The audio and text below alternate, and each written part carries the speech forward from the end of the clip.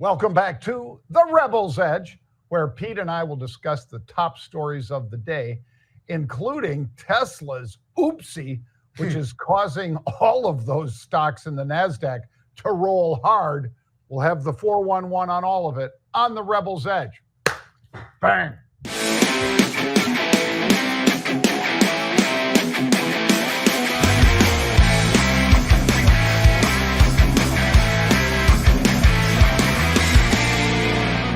Welcome back, folks. Luckily, I am here today. I was on a plane yesterday when Pete and Justin did a great job doing the Rebel's Edge. So nice job, Pete. By the way, folks, that's Pete Najarian. I'm the better looking one on the right side of your screen.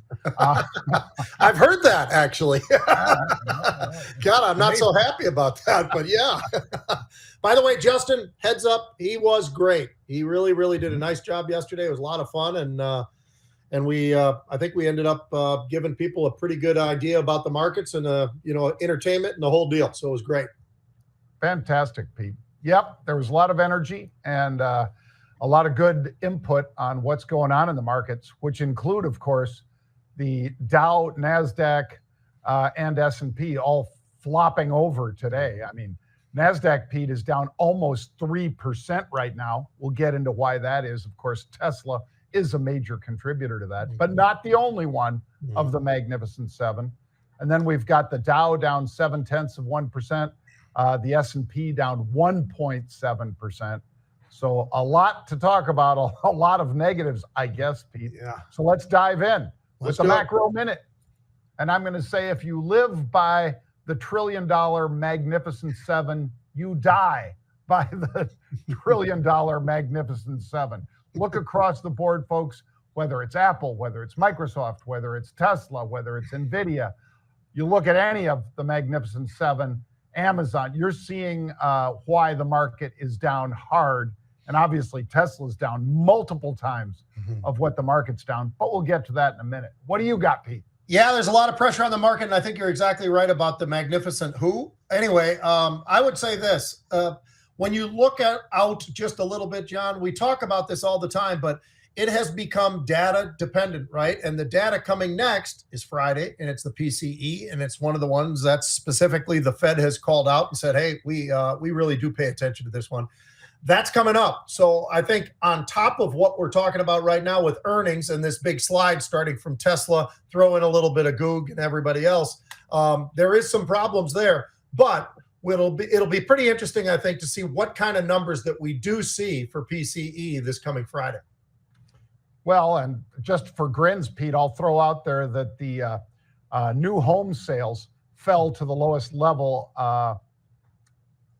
The June level was the lowest in 7 months. So in other words, you're going back to 2023 to find a level as low as that. And keep in mind that 7th month, that would be December of 2023, which ain't exactly a gangbuster month for sales. So this was a real stinker, Pete. Yeah. Yep. For sure. All right. Fantastic futures. Pete and I talk about energy all the time.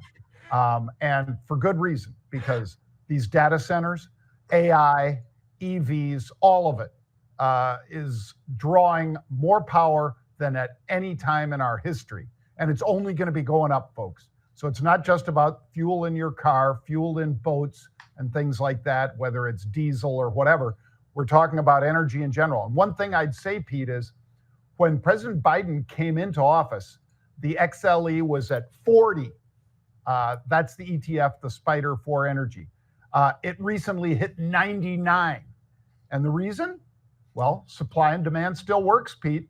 So if you crimp the supply, which the president did, unlike his predecessor, you're going to get higher prices at the pump and higher prices and profits for a lot of those energy companies. They loved that. And that's why energy just exploded to the upside. I mean, we're paying 40 some odd % more for gasoline right now than when he came into office. What do you got for unusual or fantastic futures, Pete? Yeah, for the fantastic futures, I got to tell you, I think we got to still just watch and very, clearly look at where the volatility index is trading, because volatility has certainly spiked. We've already talked about that, but we went from being in the 12s for, the better part of, call it a month and a half, to suddenly spike all the way up towards 17. Then we pulled right back again to some degree. And now here we find ourselves somewhere, call it 14s, 15s, maybe 16, but we aren't quite at that 17 level. But you can understand why. You were just talking about this big move that we were seeing in the NASDAQ getting absolutely slaughtered. That was also transitioning over. You look at the S&P, that's getting hammered pretty good. The Dow, not really holding up all that well either. And I just want to remind everybody, it was July 8th. John and I talked about this. But the gentleman probably known as 50 Cent was a big part of this whole thing. July 8th, bought 100,000 of the September 25 calls, sold the 45 calls. The entire trade was only close to 50 cents. It was 40 cents. So just keep that in mind. Now, you got to go all the way out to September, but we still have plenty of time for that to potentially kind of turn into something. That was 100,000, trade. That's a big move. Expected, but it's also a nice, big, solid number. That's something I think we should all keep a very close eye on, volatility. Absolutely. It is something that it's basically your cost of insurance, folks. Yeah. So some people would say, well, it's the risk metric and this and that. And to a certain extent, it has some pull, some draw from that. But overall, it's basically how much does it cost to insure? And if insurance prices go up, somebody's got to pass the cost of that insurance on to you, whether it's for a stock, a car, your home, your life, whatever. Anyway, All right, Pete, let's dive into Seagate technology, shall we? Yeah, let's Because Seagate STX is one of those rare stocks that's up today. There aren't a lot, but Seagate basically put up fourth quarter results. They beat estimates. We all know if you can beat estimates, that's a good thing. If you can offer positive guidance, that's a good thing. If you have other strong reasons to perhaps even say, hey, the environment for our particular service is moving up. I mean, Seagate is storage and so forth primarily, folks. But I don't mean storage of your home products. I mean storage of digital. And they're doing pretty well, Pete, apparently. Yeah, well, when you look at their numbers, John, it's another one of these where you actually can look at it and say, well, there is nothing wrong. This is about as perfect a quarter as you could possibly have, right? You look at Q4, they beat on the earnings, they had their sales, they had the margins, they had the profits. All of that is great. They've got the customers coming more and more into the solid state of cloud computing. So that's big. And then you look at just the forecast, strong. Well, I see absolutely nothing wrong with this. As a matter of fact, John, it did hit new 52-week highs. It went over 113.50, up about 5%. I think had the market not just gotten clocked, this is a stock that might be trading closer to 120. You also had Citi out there who had a 120 price target. They moved it up to 125. So that's not that big of a pipe dream, quite frankly. I think that when you look at what Seagate was able to do, makes a lot of sense. And we've talked about them in a lot of different areas of the market, one of which, of course, would be AI. So there's a lot going on, I think, on the right side of this particular name, and it'd be up a lot more if the market wasn't just rolling over the way it is today. Very true. It is a difficult wind to fight against when the wind is in your face as hard as it is today. Yep. Let's talk about Tesla, Pete, because we all look for Elon Musk to have, in some cases, outrageous things to say, either outrageously optimistic or in some cases pessimistic. Rarely is it pessimistic. But what he did was Tesla experienced a nearly 14% drop. That was to the lows of the session. It's recovered to only a 10% drop, Pete, which sounds better than that 14 for sure. But his emphasis on full self-driving autonomy and fleet, people are still waiting for that on the Robo-Taxi event. And until that actually comes to pass, I think people are naturally going to be waiting. That doesn't mean selling in every case. I think that what we're seeing today is the selling because of these numbers that they reported post Q2, Pete. But I do think that he will actually have that Robo-Taxi event. It's just a question of people waiting to perhaps buy into that once they know when the event is on the calendar. Yeah, absolutely. Well, and we just don't know. And I think in the meantime, all you've got to go off of is what we do know. What we do know is earnings, not so good. They missed on that. Margins, not so good. They missed on that. revenue was actually pretty good. I think one of the biggest problems that I'm looking at right now towards when I'm looking at Tesla, John, is this autonomous driving is just everybody seems to want to be there, right? I mean, I'm not sure it's something as wonderful as everybody else seems to think it is. Maybe I'm dead wrong on this one. I don't know, but the constant focus that we see on that whole thing just throws me off. And, Google's a part of that as well, right? I mean, everybody seems to think that is the latest, greatest thing that everybody seems to want. I just continue to look at Tesla and say, well, they need to focus on what is affordable and the spend, and how much are they spending on AI? How much are they spending on all the different categories in which they are talking about Robo-Taxi and everything else? All of that said, John, right now the stock is actually down year to date. Now, that is not good, because we're looking at basically an economy that has had enough of the spike to the upside that just about everybody, it feels like, is up anywhere between 10, 20, 30, 40, 50% or more. And now, unfortunately for Tesla, they're just going to have to kind of creep back up and try to get back up over where they started the year. So this is a pretty big hit that they're taking today after a really nice run in recent weeks. Yeah. And obviously the run, you and I spoke of it, Pete, the run that came from basically the April lows around 140. Mm-hmm. So as Pete said accurately, folks, the stock fell back into negative territory for the year. But man, that April number, Pete, that was either a gift or just a panic from people when it drove the stock all the way down to 140 a share. And the recent surge, obviously giving back some of that robo-taxi hype.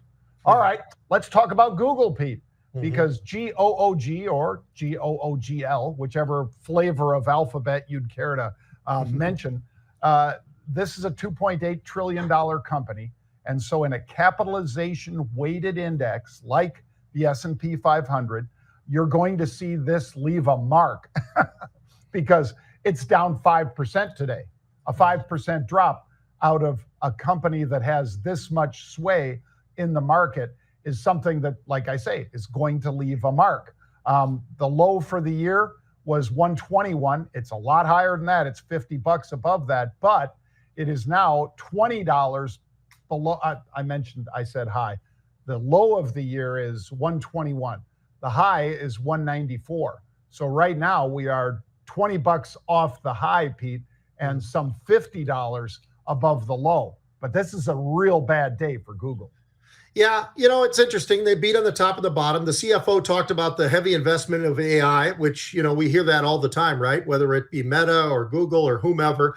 The CEO actually was talking about how they need to spend smartly on innovation of the AI world. Everybody's, I mentioned this just a moment ago with Tesla, their fascination with automation of the driving investment of about $5 billion coming from Alphabet or Google, however you want to phrase it. But there is a lot of spend there. It's pretty interesting that that's another one where there is a big focus there. There is spend. They're putting a lot of money to work there. And obviously AI is a big piece as well. So it's something where, you look at Google, it's down 5% today. It's not terrible. It's not nearly as bad as what we're seeing in Tesla and the beating that's taking. But I think it has to do with where did Google have success and where did they have some of the weakness? And that's what's pushing it and maybe pulling it to the downside. Shoot, I think in a normal day, if we weren't getting dragged down to the levels that we are, John, Google might be getting it into the position where maybe it would rally and be in positive territory. But based upon what we're seeing in the macro market, I don't see that happening today. Yeah, I don't see it happening today either, Pete.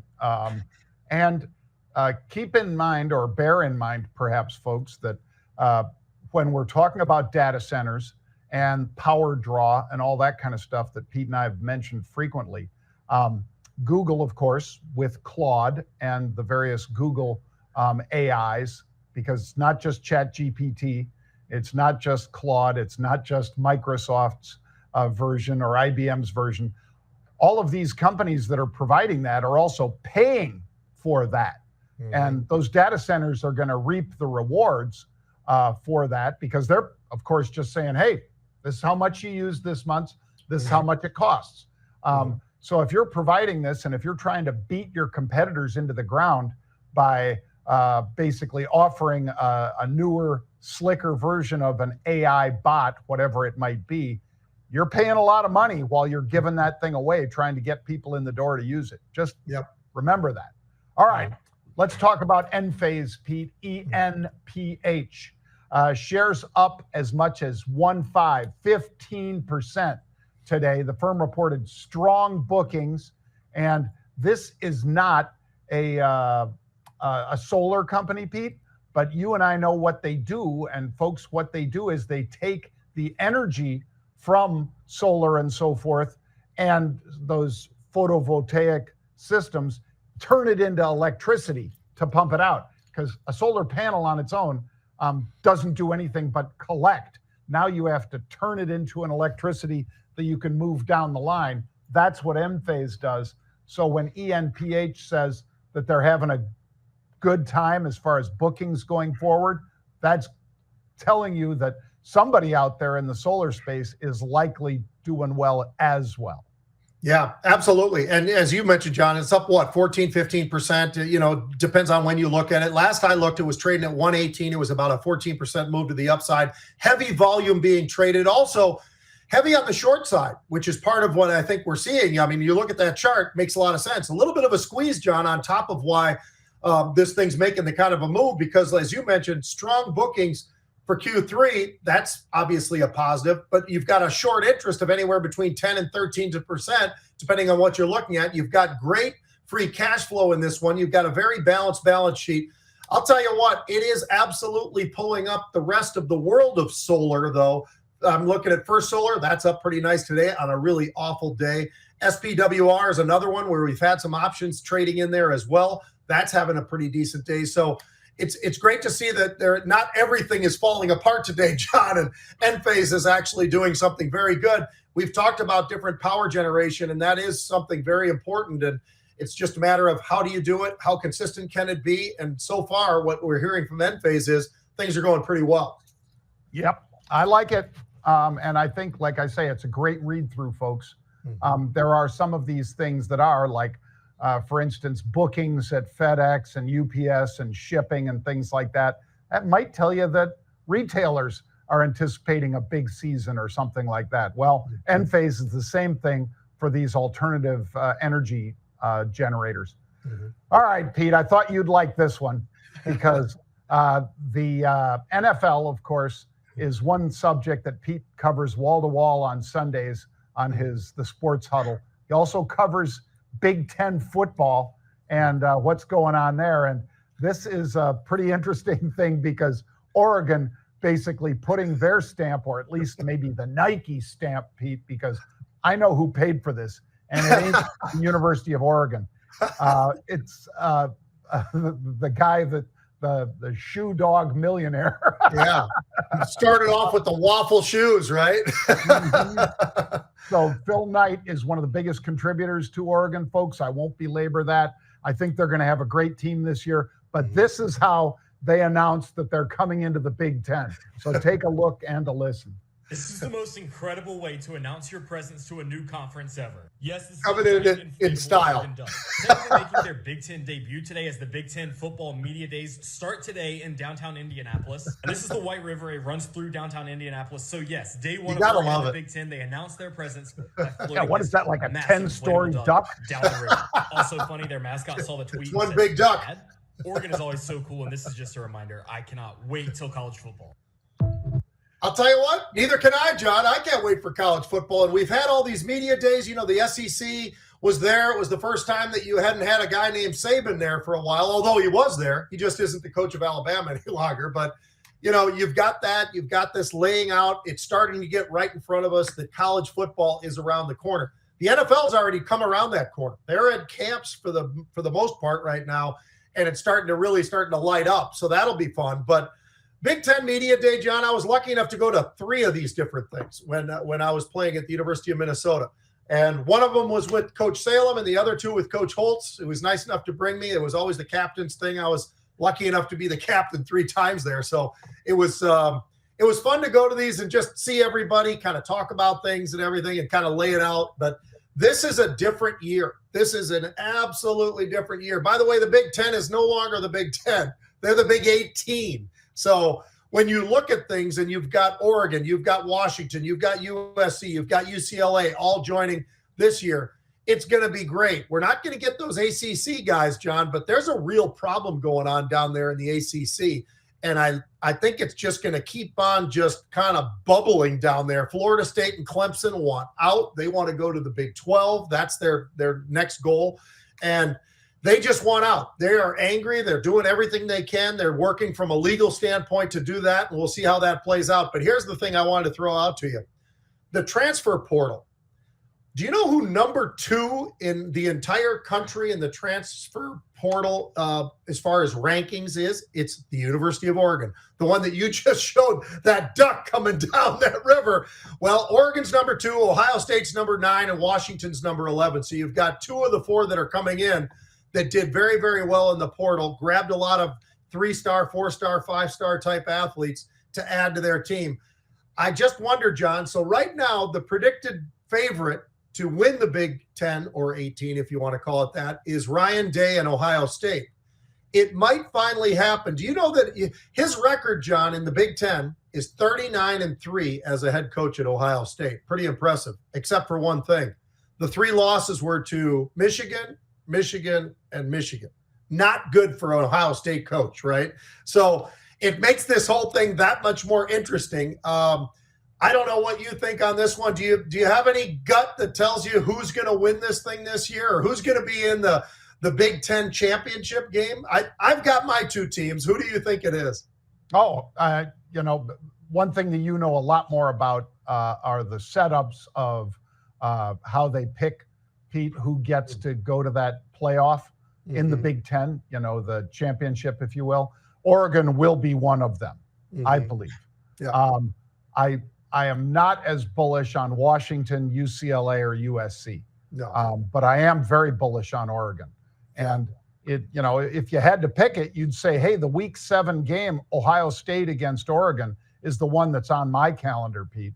Yeah. Again, I'm not sure how it stacks up as far as, is it really true East versus West, or Midwest versus West Coast when they do this? I don't know. But if it was, it'll for sure be Oregon, and I think it will likely be Ohio State because as good as Michigan was, an awful lot of those players and the coach left. Yeah. Tell you what's going to be interesting too, John. Week 2, the University of Michigan, without Jim Harbaugh, as everybody knows, he went out West Coast, so he's on the West Coast. He decided to be in that whole world again in the NFL. They got Michigan playing Texas, John. That ought to be a lot of fun. That's in week 2 because Texas, we all know, they're pretty outstanding. They really are. And now they'll be representing the SEC. You've got, obviously, Michigan in the big house. That could be one hell of a game. I think the coach is going to be excited about it. They returned just about everybody on defense for Michigan. Obviously, you lose J.J. McCarthy. That's a big loss as far as a quarterback, but Michigan always seems to find those quarterbacks, those running backs, those giant offensive linemen, John. So I'm not overly worried about Michigan going in the tank. But that's a game I think everybody should have on their calendar. All right, next up, let's go to the NFL. The top 3 players in the draft this year were all quarterbacks, right? Mm-hmm. So you've got one right in your backyard, not right now, but your backyard. Caleb Williams is with the Bears, right? Then you've got Washington, Jaden Daniels. Then you've got Drake May goes to the Patriots, right? So those are your guys. Who of those 3 do you think has the best opportunity to make a splash? Something like we saw coming out of Houston last year. Is there anybody there, John? Because I think we're both on the same page on this one. I bet we are. Caleb Williams, Pete. Yeah. And the reason is they surround him with a bunch of players. The Bears did not just, I'm not going to say improve because he has to prove himself. Yep. So he may be better than Justin Fields. As you know, I was a Justin Fields fan, Pete. Yep. I don't think they gave him as many opportunities as they're giving Caleb Williams now with the players that he's got. So, Washington, I think Daniels will be great there. And I think the Patriots will be vastly improved as well. but I don't think either of those two teams surrounded their player with as many great athletes as the Bears have. And they didn't do so bad on defense either. So I think Caleb's in the best position of the three, Pete. Yeah, you're dead right. I'm right there with you. I was looking at Washington, John, 4-13. I was looking at the Patriots. They were 4-13. They just don't have it. They don't have a great defense. They don't have a great offense. It's not just the quarterback position, but the quarterback position for both was pretty bad. So did they improve? They probably improved as far as the quality. I think Jaden Daniels is one heck of a quarterback. I thought maybe he was the best quarterback in the draft, quite frankly. Just watching what that kid was able to accomplish at LSU was absolutely outstanding. But Caleb Williams, John, he's got DJ Moore, he's got Keenan Allen, he's got DeAndre Swift, he got Odunze from Washington. I mean, this guy has got the people around him. And to your point, the defense for the Bears, not so bad. Matter of fact, they improved it in a big way just in the last couple of years. Free agency, the Bears have been very active. So I got to give kudos to the GM down there for doing the right thing and surrounding that team the way they needed to. They needed to improve at linebacker. They did it. Defensive line, they did it. Some of the guys in the secondary as well, they did it.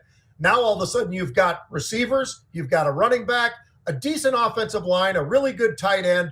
I think Caleb Williams is sitting in a pretty nice catbird seat right now. They were 7-10 last year. Are they better than the Minnesota Vikings right now? I'm going to say yes. Are they better than Green Bay? I'm going to say they're pretty damn close. Are they better than Detroit? Probably not. But they do have a heck of a lot of talent, and I think they're going to be a really, really fun Bears team to watch because when's the last time that you and I remember? I mean, this guy is a thrower first, right? I mean, that's what he is. And just, Justin Fields was a great player, but, his one Achilles heel is he's kind of a runner, which can be good, but all of a sudden you put yourself in a position to get dinged up and hurt and that type of thing. But I really think the world of what the Bears have done, and they did it really, really well, both in the draft and through free agency. Yeah. And Pete, you know what else?